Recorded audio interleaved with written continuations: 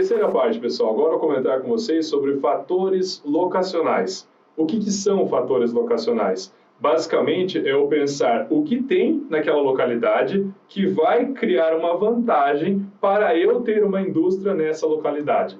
Entre os fatores locacionais, existem vários, eu vou comentar com vocês. Tanto é que vocês vão perceber que eu vou chamar de fator locacional tradicional, vou também chamar de novos fatores locacionais e começar a mencionar cada um deles. Vamos lá.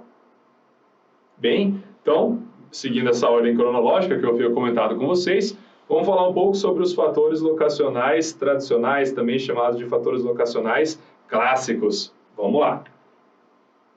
Antes de mencionar cada um deles, vamos discutir qual foi a ideia, o que fez com que chegasse a esse ponto de fatores locacionais. Vamos lá. O Alfred Weber, que viveu no século XIX até metade do século XX, e era o irmão do Max Weber, grande sociólogo, ele teve a seguinte ideia. O Alfred Weber era economista, não tinha a fama do irmão, mas nesse sentido de fator locacional ele foi genial. O que ele pensou? Ele pensou que para implantar uma fábrica ou uma indústria era necessário pensar num triângulo. Triângulo, Saulo? Exatamente, é o chamado triângulo de Weber. Então, considerando que um triângulo ele possui 3 pontas, cada uma dessas pontas significa um fator locacional, que ele colocou matéria-prima, mão de obra, mercado consumidor. Então, cada um desses 3 pontos do triângulo significa um fator locacional. E ele disse também que o transporte era fundamental para eu saber aonde que eu vou colocar essa minha fábrica. Então, pensando na localização da minha fábrica, eu preciso ter em mente aonde é mais interessante. É mais interessante eu colocar ela perto da matéria-prima? É mais interessante eu colocar ela perto do mercado consumidor? Ou é mais interessante eu colocar ela perto da mão de obra? E com isso também fazer as análises do transporte, porque o transporte acaba gerando gasto. Tanto é que conversando com os empresários, quem tem uma indústria, pequena indústria, até uma grande indústria, é impressionante o quanto é praticamente unânime, pelo menos no nosso Brasil. Ah, e aí, qual que é o problema da indústria? O transporte, né? Chega lá, o preço do frete, do gasto que eu tenho com rodovia, por exemplo, é gigantesco. Então, se era para custar X, fica X ao quadrado, por exemplo, devido a essa condição de transporte. E o Weber, ele já percebeu isso, ele percebeu o quanto o transporte era oneroso. Então, precisaria fazer esse cálculo para ver o que é mais interessante, tipo de indústria instalar. Então, vamos lá dar exemplo. Se eu pensar em uma indústria que fabrica pisos e revestimentos, onde será que é mais interessante eu colocar essa indústria? Perto da matéria-prima, da mão de obra do mercado consumidor? Ah, Saulo, da matéria-prima, até porque vai ser necessário pegar a argila para poder fabricar piso e revestimento? Exatamente. Então, se possível, fazer com que essa indústria esteja em cima de uma quantidade expressiva de argila para não ter essa complicação. Então, a partir dali, começo a ter a fabricação. E depois eu penso em fazer com que a mão de obra chegue até a minha indústria em relação ao mercado consumidor. E vale lembrar que essas indústrias que fabricam pisos e revestimentos, muitas vezes não são elas que levam o produto até uma loja. Não, é a loja que vai buscar o produto. Então, realmente, acaba sendo mais interessante colocar em cima da matéria-prima, conforme eu havia comentado com vocês. Depois, se a gente pensa em uma indústria automotiva, onde será que é mais interessante eu colocar? Será mais perto da mão de obra, da matéria-prima, do mercado consumidor? Ah, Saulo, dependendo da indústria automotiva, ela emprega muita gente. Esse muita gente é 5 mil, dependendo como for, 10 mil pessoas. Exatamente. Então, se está empregando tanta gente assim, acaba sendo mais interessante colocar o mais próximo possível da mão de obra. Ou ainda, ver um equilíbrio, colocar perto da mão de obra, mas também colocar perto do mercado consumidor. Ou, às vezes, a própria mão de obra está no mercado consumidor, então facilita bastante esse raciocínio. Se a gente pensa em relação a uma indústria de cosméticos, por exemplo, aonde que é mais interessante colocar? Matéria-prima, mercado consumidor ou mão de obra? Ah, Saulo, cosmético é um produto que tem muita saída. Então, é mais fácil eu colocar ali perto do mercado consumidor. Exatamente. Então, produtos que têm essa saída mais rápida, e até havia comentado como no caso de produto alimentício, é mais interessante colocar o mais próximo possível do mercado consumidor. Então, essa ideia do Alfred do Alfred Weber fez muito sentido e ele teve muito sucesso em relação a isso, e até hoje é impressionante o quanto é levado em conta esses fatores locacionais clássicos, tradicionais, para instalar uma fábrica. Vamos lá. Então, os fatores locacionais tradicionais, clássicos, a gente fala sobre o transporte, que eu havia comentado agora com vocês, pensando na importância dele, o quanto ele acaba sendo oneroso para o empresário, o dono da indústria. A questão da mão de obra, a matéria-prima e o mercado consumidor, então fazer um balanço em relação a isso. Apesar de o Alfred Weber não ter citado a condição do capital, ela também é importante. Até porque estamos falando do quê? Estamos falando de dinheiro que tem que ser injetado para poder construir uma fábrica, mas ele não fazia menção ao capital. E também não fazia a menção à energia. Essa também é importante, até porque se eu instalar uma fábrica num lugar que não vou ter qualquer tipo de acesso à energia, seja eletricidade, seja por meio de uma termoelétrica, seja por meio de gás natural, não importa, não vai adiantar. Exato. Tanto é que uma indústria precisa dessa infraestrutura mínima que eu estou comentando com vocês, porque se não tiver, pessoal, não vai adiantar nada. Ele comentava muito sobre transportes, mas em relação a essa condição de energia, ela também acaba sendo importante, até porque, conforme eu acabei de mencionar, a indústria precisa de energia. Depois, nós falamos sobre os novos fatores locacionais. Então, entre esses novos fatores locacionais, o que a gente pode pensar? A gente menciona sobre a assim chamada logística. Logística, Saulo? Exatamente. O que é a logística? A logística é a inteligência do transporte. Ponto. Há muito tempo, o frete era cobrado conforme a quilometragem. Você está brincando, Saulo? Não. O frete era cobrado desse sentido. Quero comprar um produto? Ah, tá, estou numa cidade X, o produto está na cidade Y. Quantos quilômetros tem entre essas cidades? Então, o frete vai ser X. O que é absurdo se a gente for pensar nos dias de hoje. Por quê? Hoje, tem já essa ideia de inteligência de transporte. É bem diferente. Ah, porque tem uma cidade que faz muita relação com a capital, por exemplo. Então, o fluxo é muito intenso da troca de produtos, desse comércio, pensando em correios, por exemplo. Agora, quando a gente começa a pensar desse com uma outra cidade, ela até pode estar mais perto, mas não tem tanta relação, então automaticamente acaba sendo até mais caro quando a gente pensa no frete. Então, a logística ela vai nesse sentido, vai na inteligência do transporte. Estou pensando aí nessa condição de frete, mas eu posso pensar também o quê? No armazenamento. Tanto é que hoje existem os chamados condomínios logísticos, que são os locais que acabam ficando estocados certos produtos. Ah, não, porque esse produto aqui vai ser utilizado na minha fábrica, mas na minha fábrica já não tem mais espaço para ser estocado, mas eu vou precisar desse produto. Aqui a gente faz, coloca ele lá no porto de volta? Não, vamos então contratar aí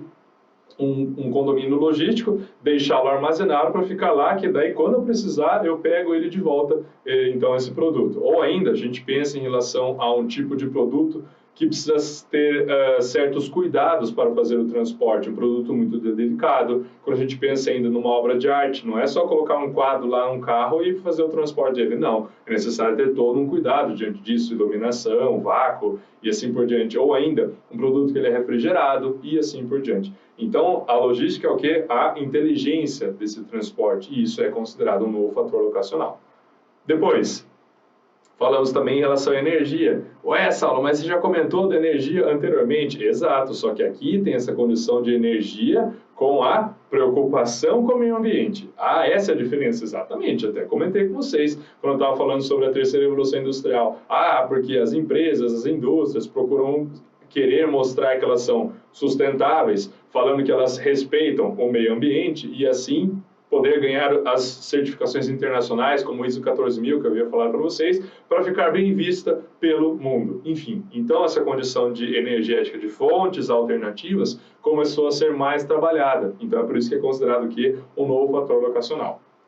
Depois, falamos também sobre a telecomunicação. Essa a questão da internet, que você já havia falado, quanto acaba tendo grande importância nessa condição industrial, então ela veio aí como parte do que? Desse novo fator locacional, é fato. Tanto é que é praticamente impossível pensar que uma indústria multinacional vai querer se instalar numa localidade que ela não tem internet. Nossa, particularmente nem consigo pensar nisso. Ah, vou me comunicar como? Telefonando? Não vai querer. Ela vai querer ali na hora, o que? Mandar um e-mail e outras formas, o que? Mais céleres possíveis de comunicação. Depois, pensamos ainda numa condição de tecnologia. Lembra que eu falei para vocês o quanto a ciência, a tecnologia, a pesquisa, a inovação, elas acabam, o desenvolvimento estão bastante relacionados a essa condição? Ah, então isso é considerado um novo fator locacional, Saulo? Sem dúvida nenhuma, porque se tem uma localidade que oferece mais essas condições de desenvolvimento tecnológico que eu estou comentando com vocês, realmente vai ser mais interessante para essa indústria querer se instalar. Até porque muitas vezes ela precisa dessa condição tecnológica para poder evoluir. Depois, proximidade com outras fábricas também acaba sendo um outro ponto considerável. Por quê? Imagina o seguinte, imagina que uma indústria automotiva, ela já tem os seus parceiros, que são os seus fornecedores. Tanto é que existe uma nomenclatura específica em relação a isso. A indústria automotiva é chamada de indústria-mãe e essas indústrias que estão do seu lado são chamadas de indústrias satélites, porque são elas que fornecem os produtos para essa indústria-mãe. Imagina o seguinte, imagina que um fornecedor, ou seja, uma indústria satélite, não consiga oferecer a quantidade que eu quero de um dado produto dentro dessa fábrica-mãe.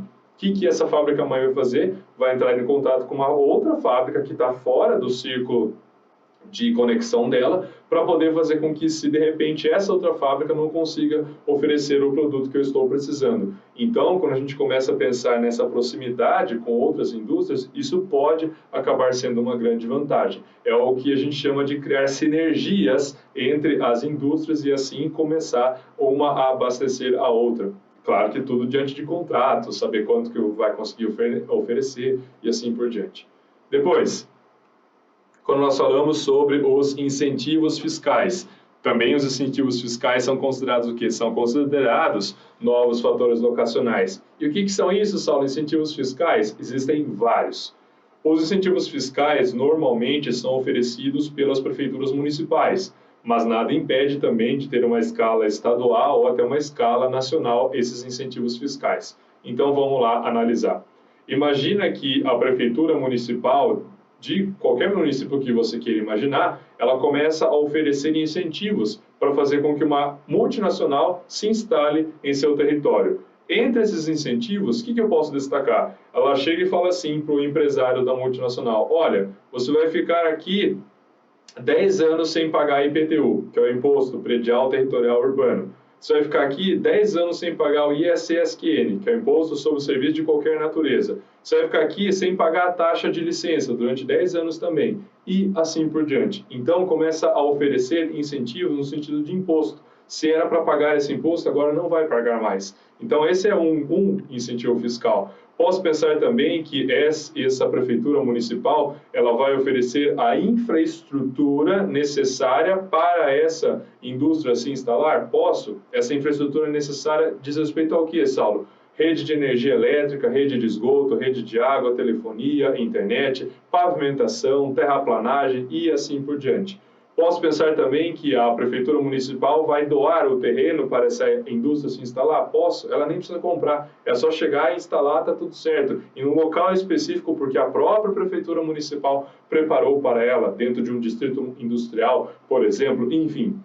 Então, isso são chamados, os conhecidos, né, melhor dizendo, incentivos fiscais. E quando a gente começa a pensar na implantação de multinacionais no nosso país, isso é muito comum. Tanto é que começa a existir uma guerra fiscal entre municípios. Pode ser dentro de um mesmo estado, até pode ultrapassar as fronteiras entre os estados. Então, as prefeituras municipais começam a oferecer esses incentivos, as multinacionais começam a analisar qual que é o território mais adequado para poder o quê? Acabar se implantando. Depois, leis ambientais frágeis. Isso também acaba sendo outro ponto. Outro ponto, Saulo? Exato. Porque imagina, uma indústria que ela é considerada altamente poluente, como a indústria química, por exemplo.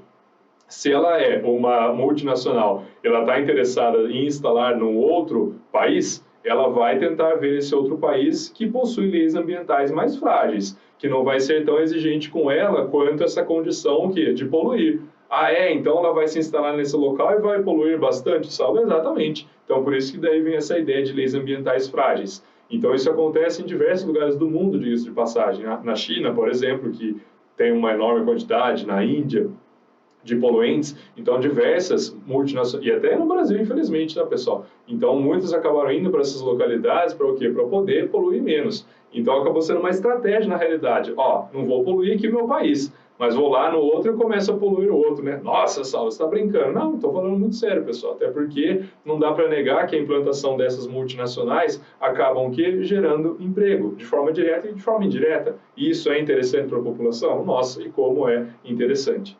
Além disso, posso falar também em relação à inexistência de sindicatos. Inexistência ou quase inexistência, vamos colocar dessa forma.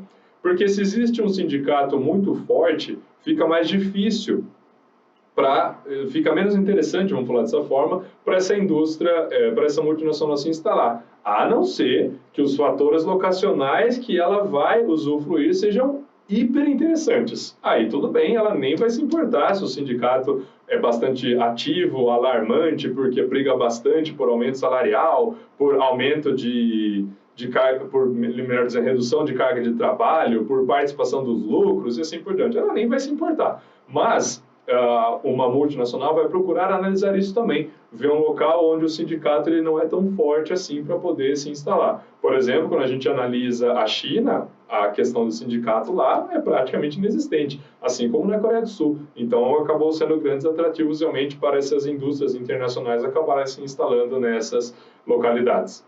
Estão percebendo o quanto as multinacionais, principalmente, elas analisam o território de cabo a rabo, vamos falar dessa forma? Analisam tudo, pessoal. Não é à toa que elas acabam se implantando naquela cidade. Se elas se implantaram ali, pode ter certeza. Faz muito tempo que elas estão pesquisando se ali acaba sendo o local mais adequado para poder fazer uma instalação.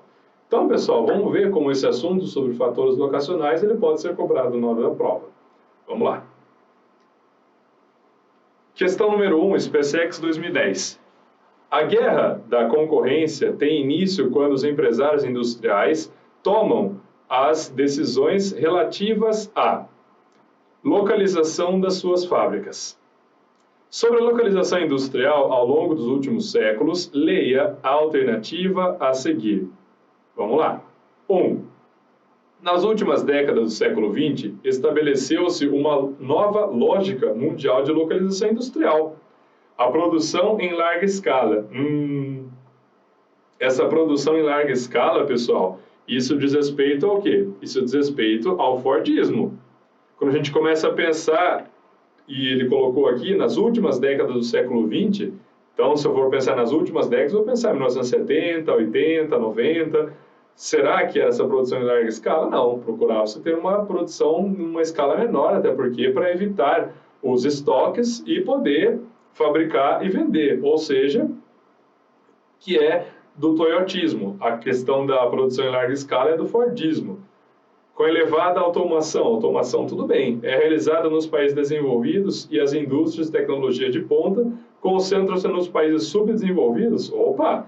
Tecnologia de ponta em país subdesenvolvido? Pelo contrário.